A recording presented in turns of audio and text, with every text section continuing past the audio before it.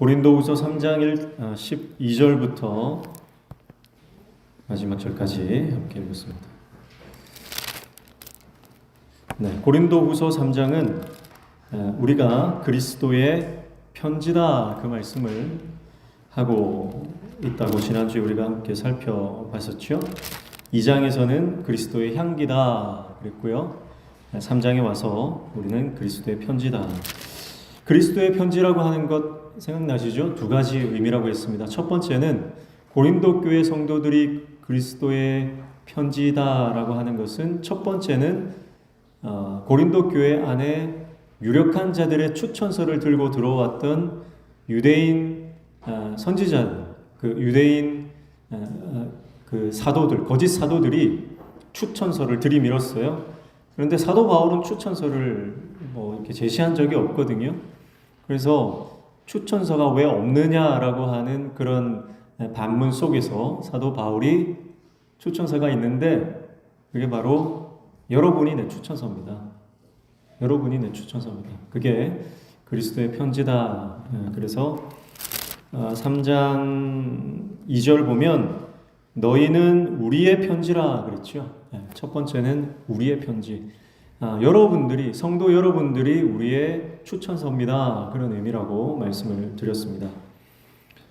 그리고 두 번째 의미가 우리의 추천서일 뿐만 아니라 바로 예수님을 드러내는 예수님의 추천서, 예수님의 편지다 그 말씀을 하고 있는 거예요. 그래서 3장 3절에 너희는 우리로 말미암아 나타난 그리스도의 편지니 이는 먹으로 쓴 것이 아니요 오직 살아계신 하나님의 영으로 쓴 것이며 또 돌판에 쓴 것이 아니요 오직 육의 마음판에 쓴 것이라 그렇게 말씀하고 있습니다. 그래서 그리스도의 편지된 삶을 고린도 교회 성도들에게 제시를 하고 그들의 정체성에 대해서 다시 한번 확인을 시켜주고 있는 것입니다. 그래서 우리가 그리스도의 편지라고 하는 확신을 가지고 오직 하나님께서만이 우리를 평가하시고 그 하나님의 평가에 우리의 만족이 있다. 그렇게 말씀을 드렸죠.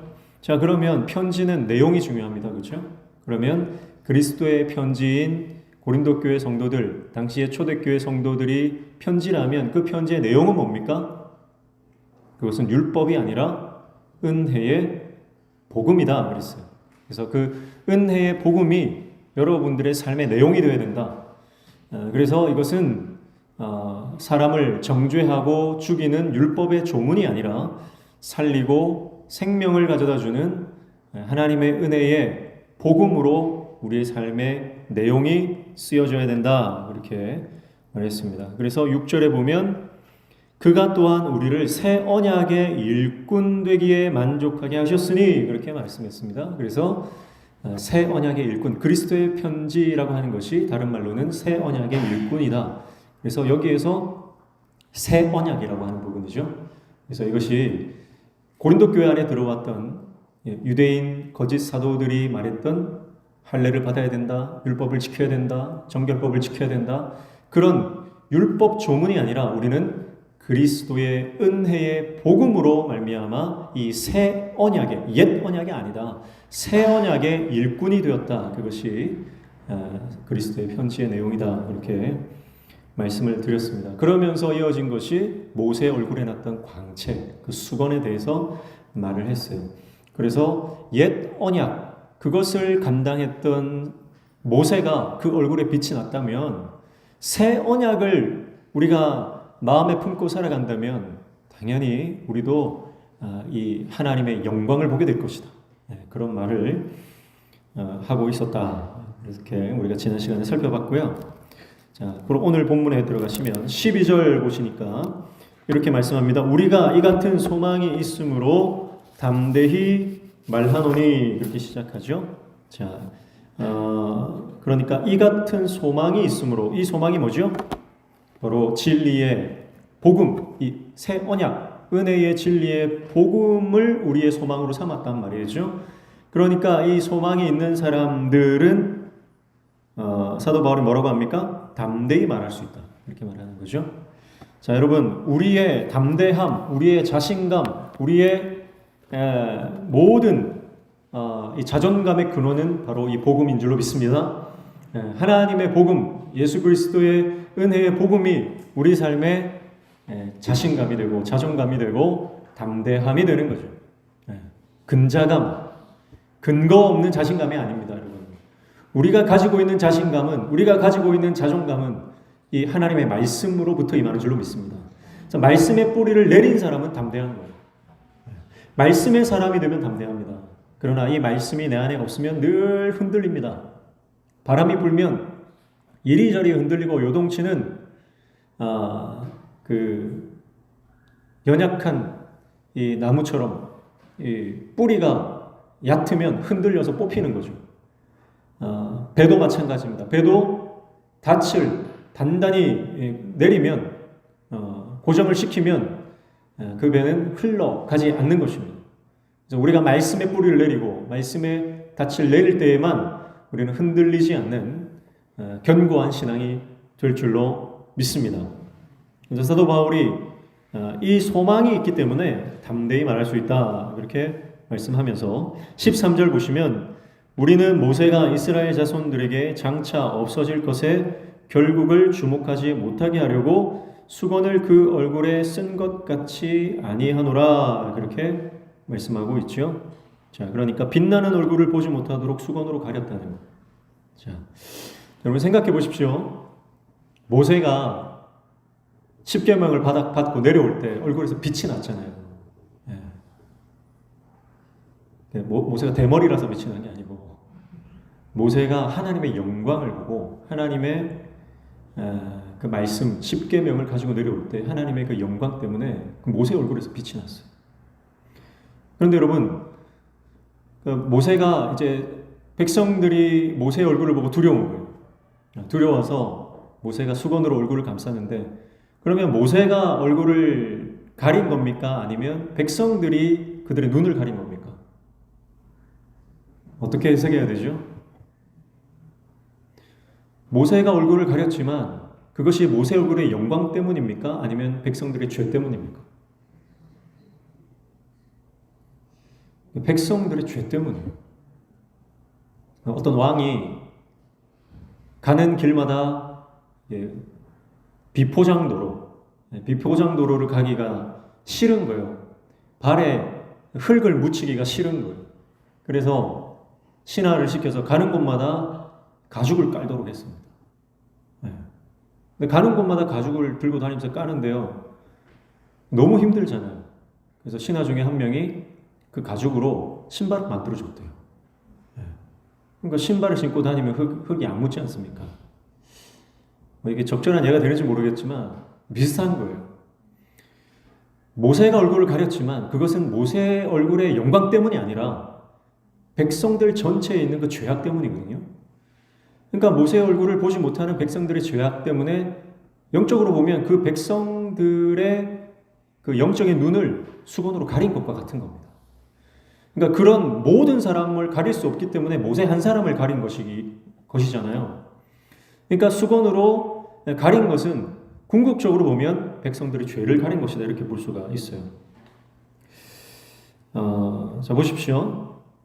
그런데 정말 아이러니한 게 뭐냐면 14절에 그러나 그들의 마음이 완고하여 오늘까지도 구약을 읽을 때에 그 수건이 벗겨지지 아니하고 있으니 그 수건은 그리스도 안에서 없어질 것이라 그렇게 말합니다.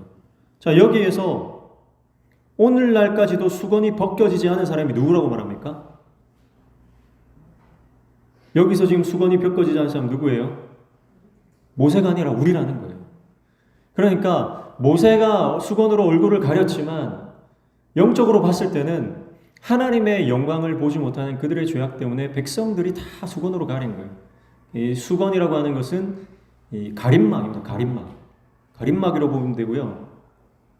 그 모든 영적인 가림막들이 지금 고린도 교회 성도들이나 또 유대인들이나 또 지금 오늘 우리가 살아가는 우리에게도 이 수건이 있을 수 있다는 거예요. 이 수건으로 가려놓고 성경을 읽으니까 그 성경이 깨달아집니까? 안 깨달아지는 거예요. 15절 보세요. 오늘까지 모세의 글을 읽을 때에 수건이 그 마음을 덮었도다.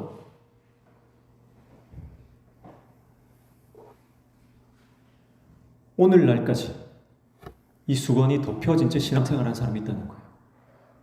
그럼 이것을 우리가 잘 깊이 생각해 봐야 됩니다. 자, 여러분, 이 수건을 걷어내야 됩니다. 여러분, 우리의 심령에, 우리 영에 이 수건이 그대로 덮여 있는 사람이 있어요. 이 수건이 그대로 덮여 있으면요, 하나님을 예배할 때 감동이 없습니다. 1시간 우리가 예배 드리는데 그 예배 드리는 것이 지루하고 짜증나고 시간이 더디 가고 졸음이 오고 감격이 없고 감사가 없고 기쁨이 없고 찬양을 할 때도 하품만 나오는 거예요.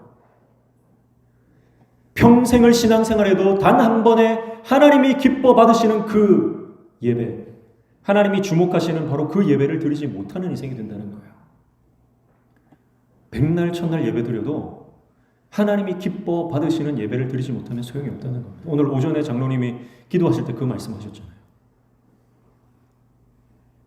단 한 번의 예배를 드려도 목숨을 걸고 우리가 주님 앞에 예배할 때 그 예배의 감격과 기쁨과 소망과 내 안에 온 세포가 살아서 하나님을 찬양하는 그 역사가 일어날 때에 여러분, 하나님이 그 예배를 받으신다는 거예요.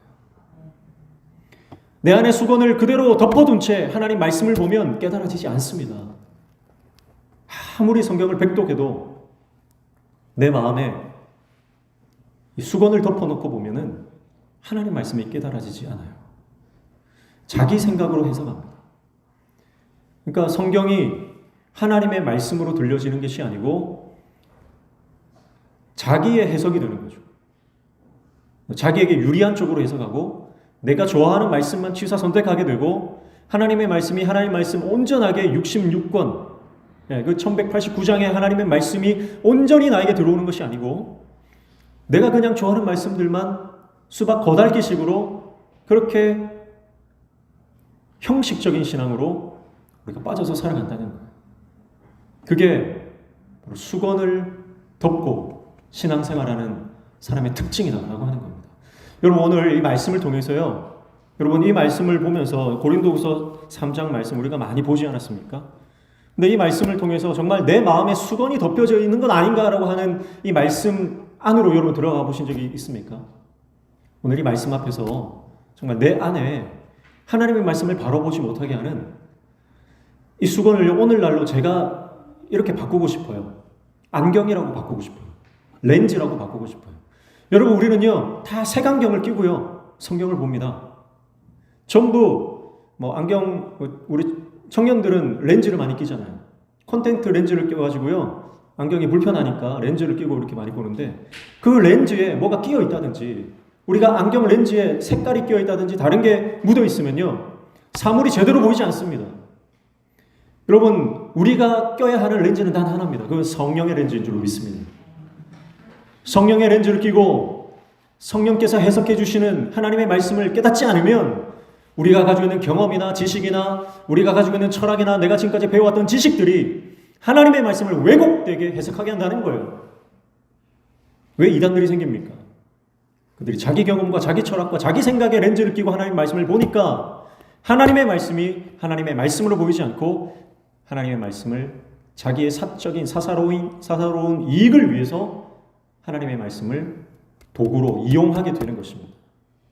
여러분, 오늘 우리도 다르지 않습니다. 우리에게도 이러한 악한 마음이 있고요. 우리 안에도 이렇게 하나님의 말씀을 온전히 해석하지 못하게 하는 잘못된 나의 생각과 내 주장과 내 고집과 내 철학이 있다는 거예요. 이거 다 벗어야 됩니다. 이게 수건입니다, 여러분.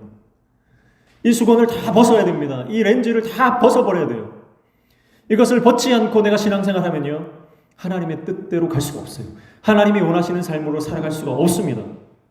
생명을 살리는 새 언약의 일꾼으로 그리스도의 편지로 살기 위해서는 가장 먼저 해야 되는 작업이 이거예요. 내 안에 있는 잘못된 수건, 하나님의 말씀을 가리고 하나님의 뜻을 분별하지 못하도록 하는 잘못된 수건, 이 렌즈를 다 벗어 던져야 하는 것입니다. 십자가 빛에 나아가서 내가 지금까지 몇십 년 신앙생활 해왔든지 상관없이 발가 벗겨진 채로 하나님, 나는 아무것도 아닙니다. 나는 아무것도 알 수 없습니다. 하나님, 나는 주님 은혜 아니면 안 됩니다. 그 고백으로 십자가 밑에 나아가서 하나님 앞에 엎드려야만 우리는 하나님의 은혜를 받게 되는 것입니다. 이런 작업 없이 여러분 우리가 하나님의 뜻을 발견할 수 없다는 거예요. 지금 우리가 말씀 묵상 학교를 하고 있는데요. 벌써 이제 2기가 진행이 되고 있잖아요. 말씀 묵상 학교를 하는 이유는 뭐냐면 하나님의 말씀을 말씀 그대로 보자는 거예요. 하나님의 말씀을 내 생각이나 다른 사람들이 해석해 놓은 거나 지금까지 내가 배워왔던 그런 기존의 틀이 있습니다. 그 틀을 깨자는 거예요. 그래서 말씀 묵상 학교를 하는 거예요. 저도 늘 말씀을 전하기 때문에요. 내가 기존에 알던 말씀, 배워왔던 그 지식 그대로 설교를 하면요 편합니다. 근데 그 틀을 벗어나보자 몸부림치는 거예요. 정말 내가 알고 있던 말씀이 과연 그러한가? 정말 맞는가? 내가 지금까지 알고 있었던 하나님의 말씀이 진짜 하나님의 뜻인가? 내가 그걸 제대로 알고 왔는가? 우리 청년 중 하나가 그러는 거예요. 홍해 바다가 한 번에 갈라진 게 아니다. 밤새도록 동풍이 불어와서 천천히 갈라졌다니까 자기가 태어나서 그런 말 처음 들었다는 거예요. 태어나서 그런 말을 처음 들었대요. 성경을 한번 보자. 성경을 보니까 정말 그러네요. 여러분 이게 뭐냐면 관찰이에요. 관찰. 성경 말씀을 관찰하는 겁니다. 하나님 말씀은 뭐라고 객관적으로 지금 말씀하고 있는지 내가 지금까지 배워왔던 모든 것들을 내려놓고 말씀은 지금 뭐라고 나에게 말씀하시는지 그 훈련을 하자는 거예요. 그게 말씀 묵상 학교예요. 다른 게 아닙니다. 말씀 묵상 학교에서 성경적인 지식을 더하자, 뭐 내가 좀 더 세련된 신앙생활 하자 그런 게 아니에요. 더 원초적이고 더 본론적이고 더 핵심적인 하나님의 말씀으로 다가가자. 그래서 내가 말씀을 해석하는 게 아니고 내가 말씀을 읽고 묵상하고 연구해서 내가 말씀을 깨닫는 게 아니고 하나님 말씀만으로 내가 들어가서 그 말씀이 나를 읽는 거예요. 내가 말씀 읽는 게 아니고 하나님의 말씀이 나를 읽는 겁니다. 그게 말씀 묵상입니다. 그게 하나님의 말씀을 제대로 읽는 겁니다. 그럼 오늘 이 설교를 들을 때도요. 설교가 내 인생을 완전히 관통하는 경우가 있어요. 하나님의 말씀이 임할 때 그 말씀이 내 생각과 내 삶을 완전히 관통할 때가 있어요. 그러면 그 말씀 앞에서 내가 완전히 꼬꾸라지는 경험을 하게 되죠. 지금까지는 익히 들어왔던 말씀인데 특별하게 나에게 감동을 주는 레마의 말씀으로 그렇게 하나님의 말씀이 나에게 역사하는 그 놀라운 은혜가 여러분들에게 임하기를 축복합니다. 그래서 성령이 조명해 주시면 깜깜한 곳에서는요 아무것도 보이지 않잖아요. 그러나 빛이 들어오면 그 공간 안에 마침내 뭐가 있는지 드러납니다. 마찬가지로 여러분 이 수건을 덮고 있으면요 아무것도 보이지 않습니다. 수건을 걷어내면 성령께서 우리 인생을 조명해 주시는 거예요. 성령의 빛이 우리 인생을 조명해 주시면 비로소 하나님의 말씀이 보이고 하나님의 뜻이 깨달아지고 내 삶에 하나님의 역사가 펼쳐지는 것이 그때서 비로소 보이게 되는 것입니다. 오늘 저와 여러분의 인생 가운데 그렇게 하나님의 말씀에 하나님 말씀을 깨닫고 주님의 은혜에 목숨 걸 수 있는 저와 여러분 되시길 축복합니다. 네. 목숨 걸어야 됩니다. 목숨 걸지 않으면 변화는 일어나지 않습니다. 내가 하나님 앞에 예배하는 것에 정말 내가 전심으로 내가 힘을 다하여 하나님 말씀 앞에 서지 않으면 하나님을 예배하지 않으면 예배 아무리 많이 드려도 소용없다는 거예요. 오늘 저와 여러분이 이렇게 말씀 앞에서 우는 작업이 일어나기를 축복합니다. 그래야만 우리가 성령의 능력을 경험하고 성령께서 주시는 자유함으로 나아갈 수가 있어요. 그래서 16절 보십시오. 그러나 언제든지 주께로 돌아가면 그 수건이 벗겨지리라. 아멘. 어떻게 이 수건을 벗습니까? 주님 앞으로 돌아가야만 벗겨집니다.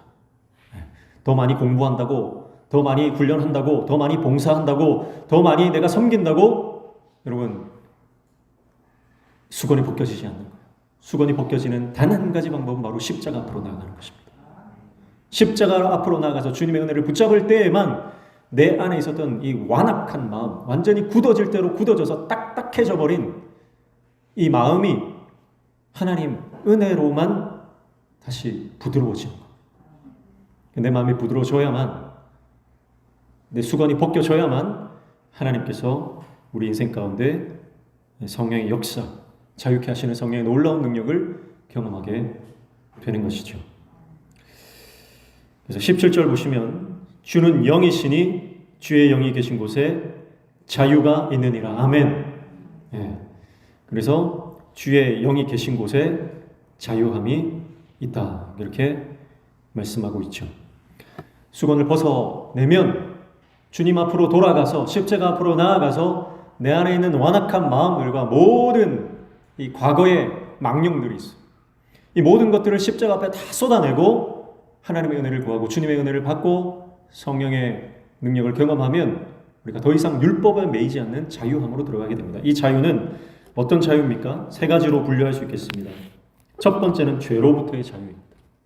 여러분, 우리가 성령의 사람이 될 때에, 성령께서 우리 안에 충만히 임하실 때에 우리는 죄로부터 자유케 되는 역사가 일어나게 되는 줄로 믿습니다. 모든 사람들은 죄의 종입니다. 그러나 우리가 예수 그리스도를 믿고 성령의 사람이 될 때 우리는 죄로부터 자유함을 누리게 되는 것입니다.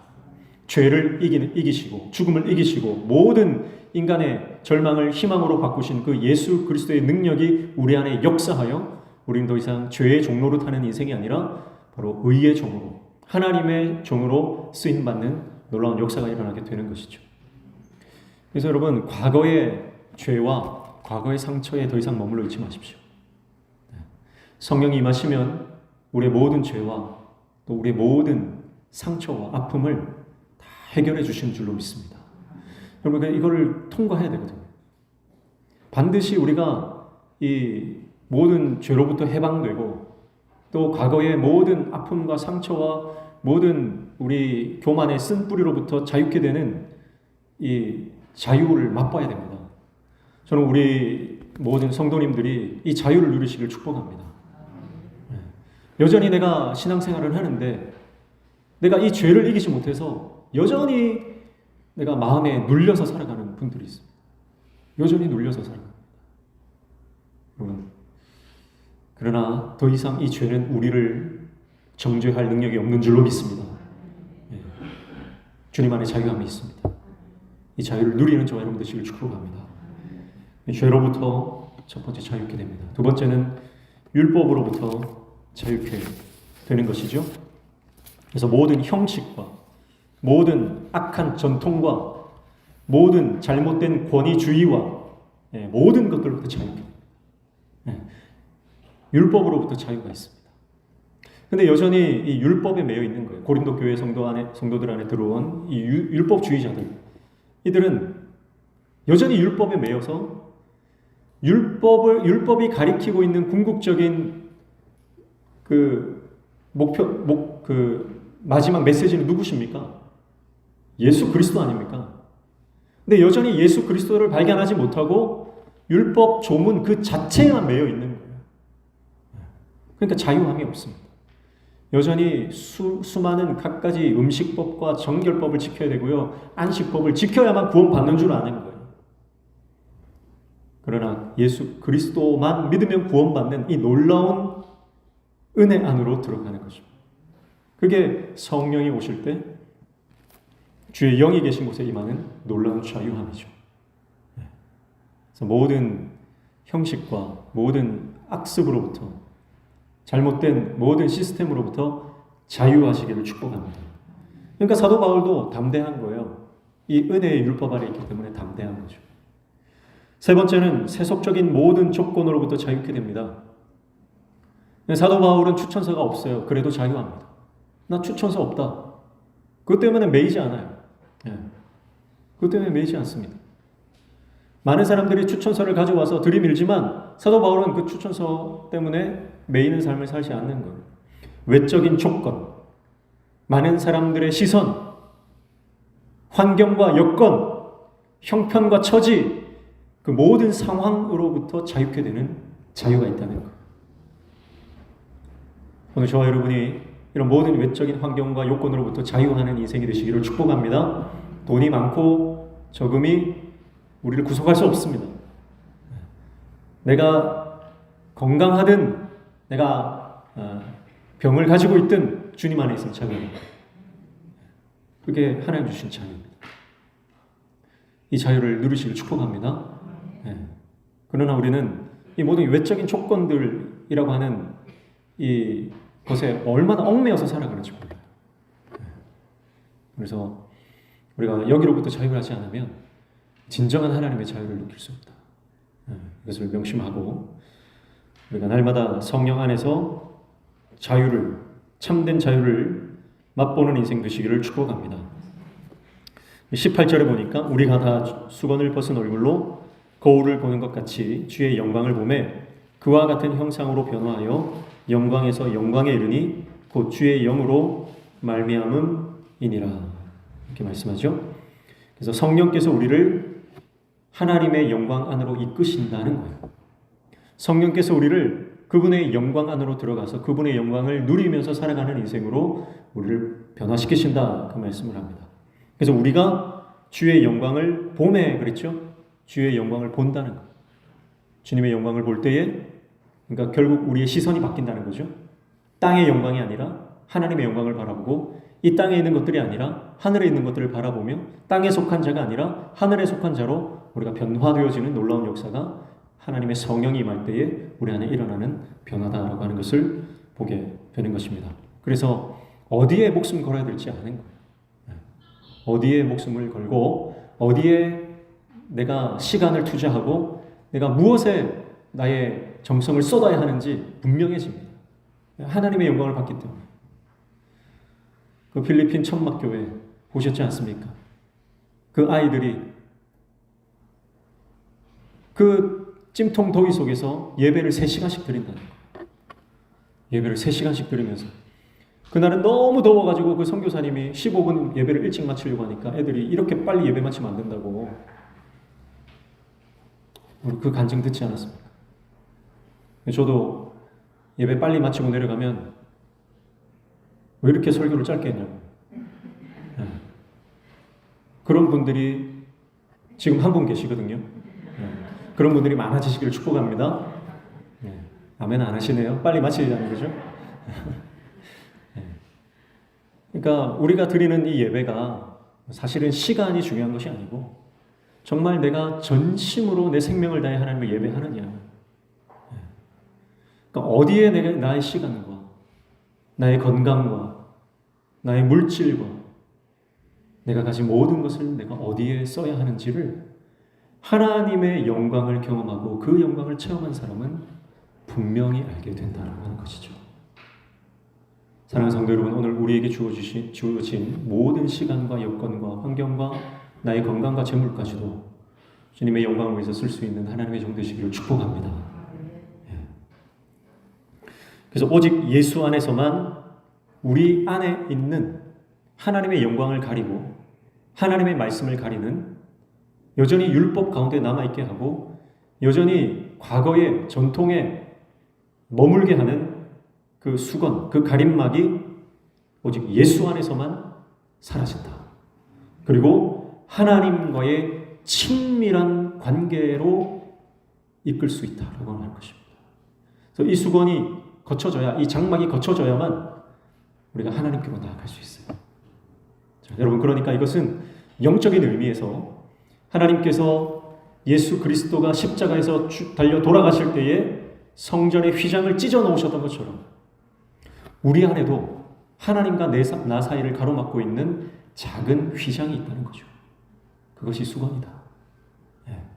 그 장막이 하나님이 이미 하나님께로 나아갈 길을 만들어 놓으셨는데 우리는 스스로 또 내 안에 그 휘장을 쳐놓았다는 거예요. 커튼을 쳐놨다는 거예요. 그 수건을 벗어라.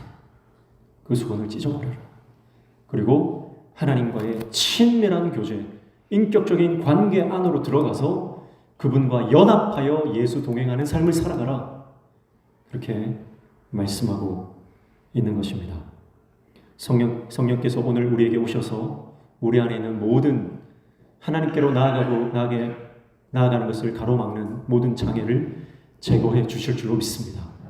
그래서 우리가 그 성령님을 초청해야 하셔야 됩니다. 성령님을 내 안에 모셔서 성령님 오십시오. 성령님 내 안에 오셔서 내 안에 있는 모든 헛된 것들, 주님께로 나아가는 것을 방해하는 모든 장애, 모든 그 휘장을 모든 그 커튼을, 그 모든 수건을 내 안에서 제거해 주십시오. 성령님의 도우심을 구해야 됩니다. 성령님의 도우심을 구하고 성령님 내 안에 오셔서 역사하시면 내 안에 있는 장막이 다 거쳐지는 역사가 일어나게 될 줄로 믿습니다. 그래서 성령 안에서 우리는 죄로부터 자유함을 얻게 되고 모든 율법으로부터 해방되며 우리 안에 있는 모든 외적인 조건, 환경으로부터 자유하여 그 환경을 초월하여 하나님을 경험하는 인생으로 우리는 살아가게 되는 줄로 믿습니다.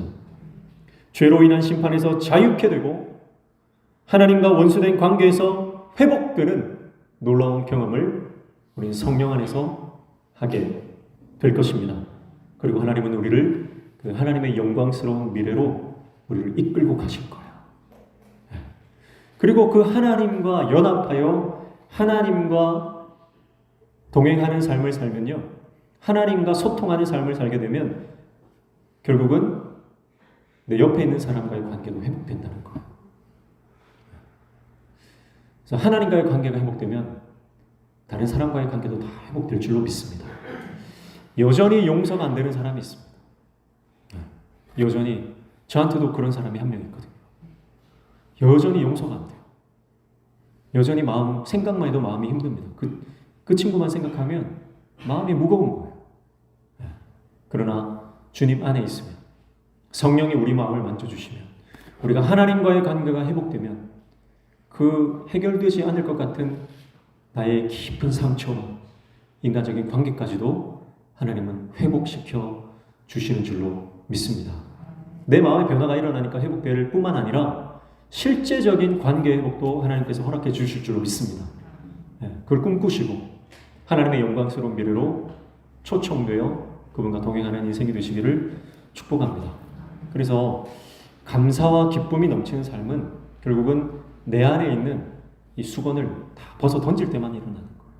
그래서 하나님과의 온전한 관계를 회복하고 그 관계 안에서 내 옆에 있는 지체들을 사랑하고 축복하고 용서하고 끌어안을 때에 우리는 하나님의 교회가 아름다운 공동체로 회복되어지는 역사를 우리는 보게 될 줄로 믿습니다. 사랑하는 성도 여러분, 우리 안에 이 하나님의 영광이 가득하기를 축복합니다. 주의 영이 계신 곳에 자유함이 있느니라. 오늘 우리 공동체가 하나님의 성령이 강력하게 역사하셔서 모든 성도들이 교회에 나오면 억눌렸던 것들이 자유케 되어지는 그 놀라운 역사를 경험하는 공동체가 되기를 축복합니다. 또 여전히 우리 안에 내 마음을 억누르고 있는 과거의 아픔과 상처와 끊어진 관계들이 있다면 하나님 안에서, 성령 안에서 그 관계들이 회복되고 내 상처들이 회복되고 모든 문제들이 해결되어지는 놀라운 은혜를 경험하는 저 여러분 되시길 축복합니다. 성경이 그렇게 말씀하고 있잖아요. 주의 영이 계신 곳에 자유함이 있다면서요. 근데 여러분 그 자유함 경험하고 있습니까?